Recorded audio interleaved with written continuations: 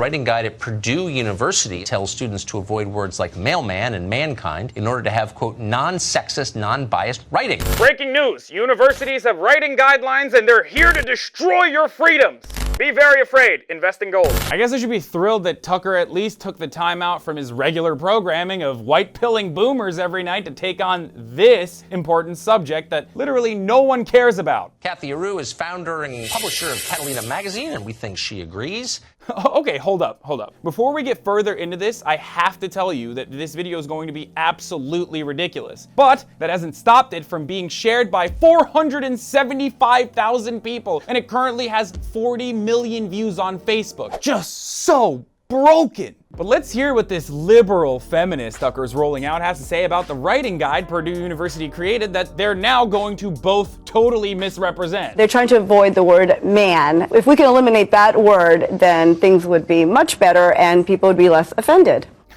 Oh great, another fake liberal cartoon parody on Fox News to fake defend nonsensical things like... Well, what if you lived in Manchester, Vermont? Might have to change the name of the city if people agree with Purdue University. What? No one is advocating for this. Even you two don't believe this. You're not even doing a good job faking it. Like, look at her face. She's trying not to laugh. What happened, Tuck Boy? Did Lauren Duca whoop you on your show so hard that you now have to resort to manufacturing your own sacrificial libs to go along with your manufactured stories? I'll go on your show, Tucker. DM me, my guy. But back to the story. If something offends somebody, even if you've never met that person, you have to change it. So doesn't that mean that a small group of super unhappy people get to control what the rest of us say and think? Yup, you nailed it. If you're dumb enough to think that Purdue University's OWL Writing Suggestions tab that even I had a hard time finding, which features common sense writing suggestions like, say doctor instead of a woman doctor, is absolutely trying to enforce authoritarian language restrictions on your free speech and thought, then yes, you've caught on to our scheme. That's what we were trying to do.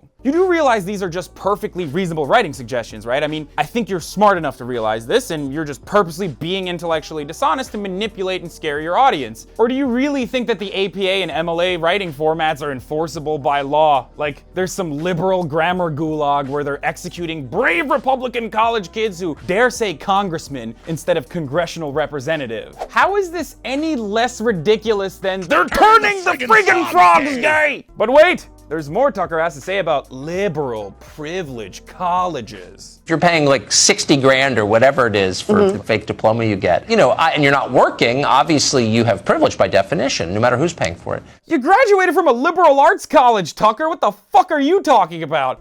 I know you score brownie points when you tell your boomer audience that college is a neo-Marxist hell where they transform your children into trans Antifa soldiers or whatever the hell you yell about every night, except you're the heir to the Swanson frozen food fortune. You calling kids who go to a public university like Purdue privileged is like a dressage enthusiast telling a NASCAR fan to check their privilege. You're the spawn of a famous LA news anchor and an ambassador to Seychelles. Your brother's name is Buckley Swanson Peck Carlson. That's like naming your son Mayonnaise Lacrosse Carlson. But send us off on a high note, Mr. Common Man. Do you think they would have the guts to go to Goldman Sachs in New York and say, change your name now or else?